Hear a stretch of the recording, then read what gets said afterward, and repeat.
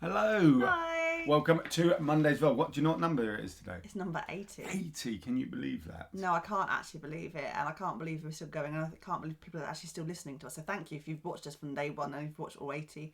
Doubt many people have watched all 80, but if you have, thank you very much. It would only be a parent or a sister. I know my sister watches.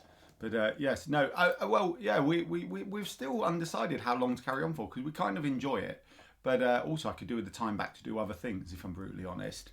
But there we go, such is life. Let us know whether what we should do, whether we should stop at 100 or we should keep going. Well, there is a theory, if we have something to talk about that's relevant, not just about us, then why would we not carry on? But we will see. At some point, it will become inconvenient for us.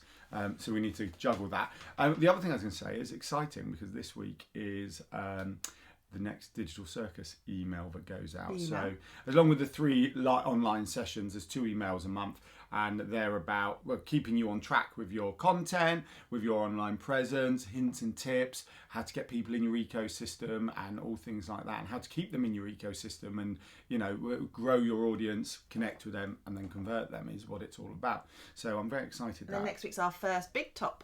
Yeah, it is. That's super exciting as well because next week, so Big Top Session 1, so the first one in each month, is all about SEO, keyword, Google, analytics, you know, I've got my business and all of these other things. So Session 1 every month will be about that, imparting that knowledge to grow on Google specifically. Whereas the second session is more about the growing of the online presence that encapsulates. That'll do, wouldn't it? I was trying to think of a nice word that would do. Encapsulates the rest of that. Cuddles. I'm really excited for next Coexists with. Next week's a bit of a back to basics, kind of explaining exactly what your analytics do, what you should be looking at, how you can measure it, what your keywords are, how you find new keywords. It's quite a lot in it. But again, getting that baseline done so that everything else is just growth on top of it, which is kind of cool. And that's next week. So it's not too late. Join the Digital Circus, £20 a month. Salesy. I know. We don't do this normally, so I think don't do it, but every day for the last 2 weeks. We've said we don't do this, yeah. So. And Anna got a haircut. I did, and long story short is normally they would do my beard as well. They're not allowed to do my beard, but it costs about the price of half a pint of lager to get the barber to do my beard as well. And but they're not allowed, so I had to do it. And normally I get them to keep the front a little bit longer because I like little bit of definition and shape because I think I have a rounded face. Looks like some sort of gang member from some. Do I? No, when you have the like the prop because you're but so do you know what? This is true. I think when the problem is people may now go back when I've just had a haircut and I have this bit of shape at the front.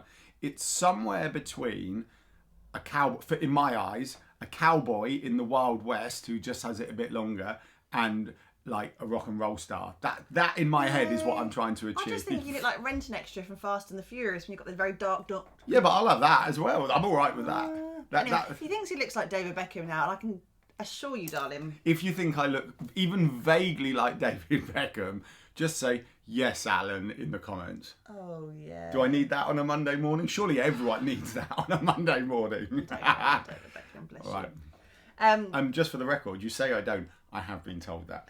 In my past... I think it was in jest. No, it was not in jest, and you know. In my past, I've been referenced to Orlando Bloom, David Beckham, and who's the Welsh actor, I forget. Something Owens. Who was also in Fast and the Furious, one of them, and he does the Visit Wales advert. And Gaston from The Beauty and the Beast. Hang on.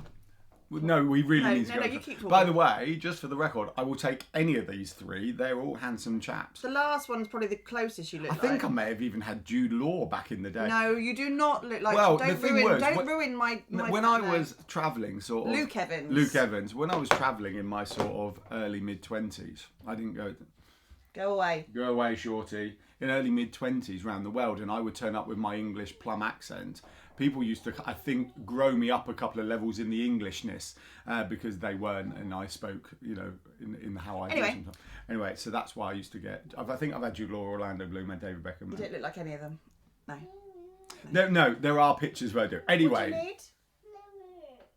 Do you want to come on for a cuddle? You need a wee. Go on then.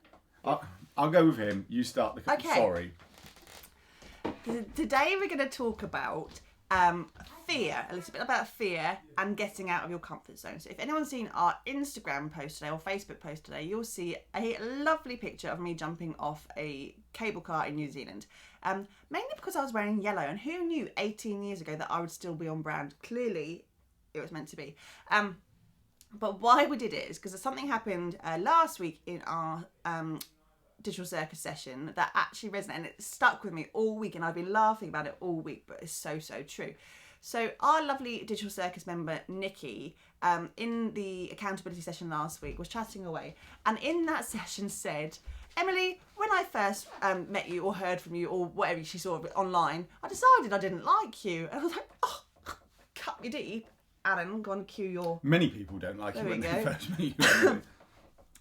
But then we kind of explored it, and I knew exactly why she said it, and we had to explain for the rest of the group why she said it, but it was so true. So about 6 to 8 months ago, there was a post in a Facebook group that we were both mutually sitting in, and that was about where your ideal client sits, and Nikki quite rightly said, in her opinion, that you should stick to Facebook because that's where her Facebook client sits. And I just challenged back, I pushed back a little bit and said, well, is that because your ideal client actually sits on Facebook? Do they sit anywhere else?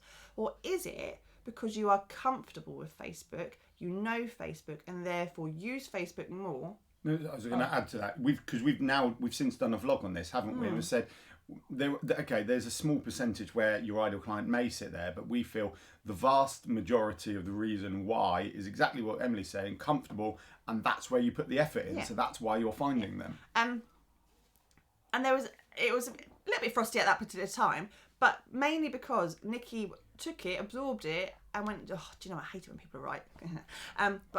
But so smart. Well, no, it wasn't, because your ideal client may well sit on there. But as we've explored many times, you can expand that a little bit and look further to find a whole new audience of people that you never thought of, mainly because you've never used other technology or platforms.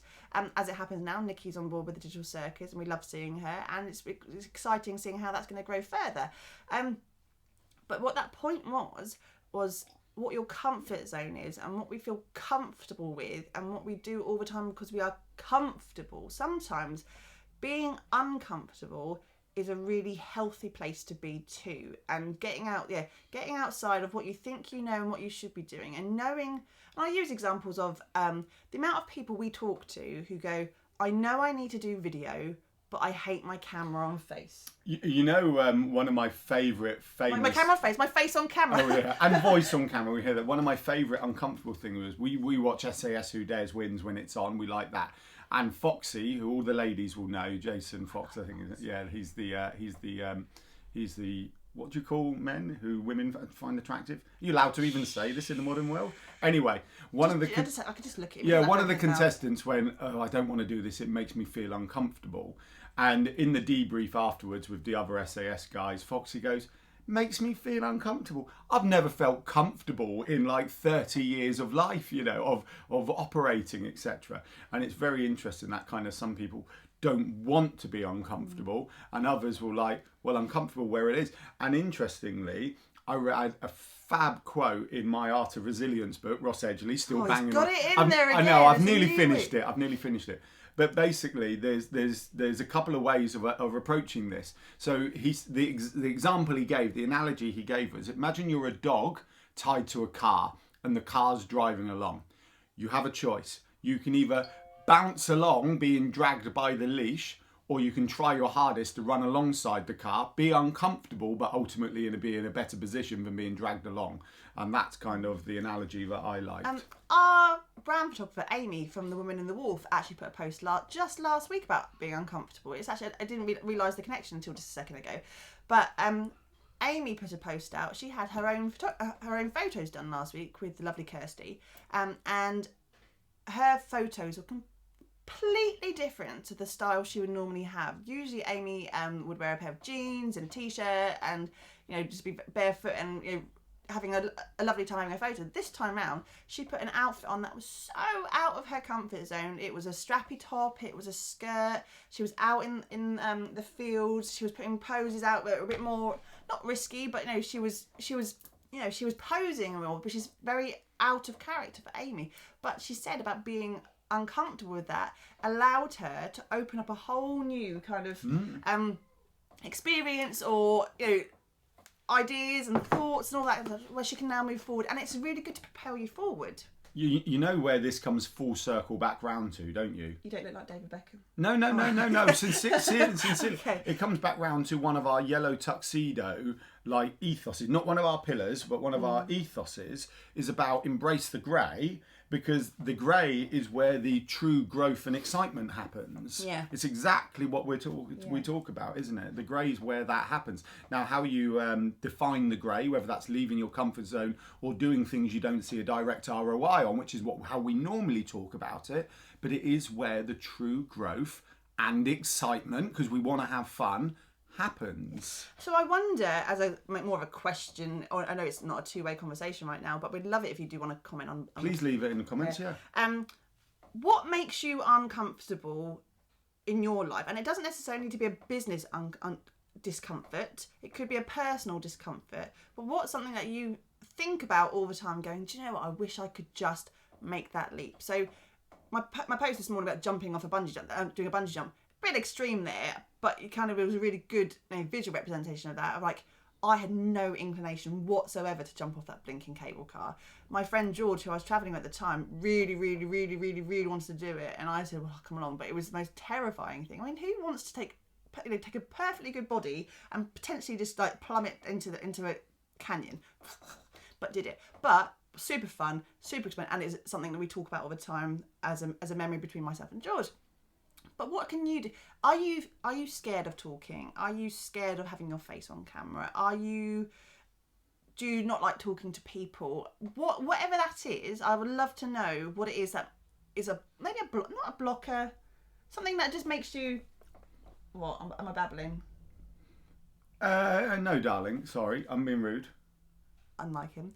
Yeah, let us know and what you could do to get uncomfortable to maybe prepare yourself forward. I'd love to know. Oh, right. Goodness me. What, for smiling? Smug face. No, there's a smile, darling. Don't take it wrong. Thank you, everyone, for watching today. And we would love to hear in the comments below. Absolutely. I'm sorry, I'm going to go. What makes you uncomfortable? What's something you have a fear of doing? No, you know this. So I've talked about this on the vlog before. I will share pretty much everything, but there are certain things. Don't always like talking about how I'm feeling on camera. There are certain elements of sharing that I don't always like, which is bizarre for someone who's quite happy to share 98% of things. There's 2% I don't like talking about, which arguably is where the true growth would come in connecting with an audience, but I'm still not happy to do that. The other growth is, well, for me, I like, this is really long, by the way. This is like 12 minutes now. No, you know, if it's too long, people don't watch it. The other thing that makes me uncomfortable is like, well, there's a few things I've done, haven't there? So when on my 40th, I jumped out of a plane because I'd put it off for years, because I'm very feet on the ground type person, so exposure makes me uncomfortable. So I've done a lot of rock climbing and things like that over the years, but it's the exposure. I'm not worried about falling off.